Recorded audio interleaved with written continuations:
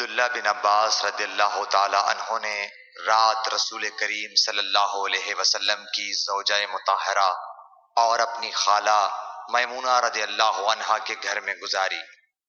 وہ فرماتے ہیں کہ میں تکیے کے عرض یعنی گوشے کی طرف لیٹ گیا اور رسول کریم صلی اللہ علیہ وسلم اور آپ کی اہلیہ نے معمول کے مطابق تکیے کی لمبائی پر سر رکھ کر آرام فرمایا۔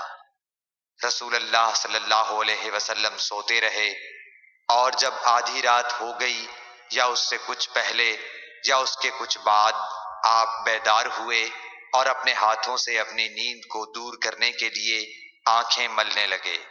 پھر آپ نے سورہ آل عمران کی آخری 10 آیتیں پڑھیں۔ پھر ایک مشکیزے کے پاس جو چھت میں لٹکا ہوا تھا آپ کھڑے ہو گئے اور اس سے وضو کیا، خوب اچھی طرح، پھر کھڑے ہو کر نماز پڑھنے لگے۔ ابن عباس رضی اللہ تعالی عنہ کہتے ہیں میں نے بھی کھڑے ہو کر اسی طرح کیا جس طرح آپ نے وضو کیا تھا۔ پھر جا کر میں بھی آپ کے پہلو مبارک میں کھڑا ہو گیا۔ آپ نے اپنا داہنا ہاتھ میرے سر پر رکھا اور میرا دایاں کان پکڑ کر اسے مروڑنے لگے۔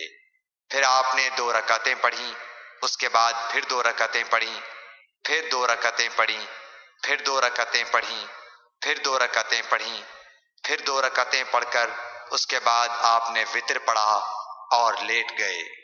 پھر جب مؤذن آپ کے پاس آیا تو آپ نے اٹھ کر 2 رکعت معمولی طور پر پڑھیں، پھر باہر تشریف لا کر صبح کی نماز پڑھی۔ صحیح بخاری حدیث نمبر 183۔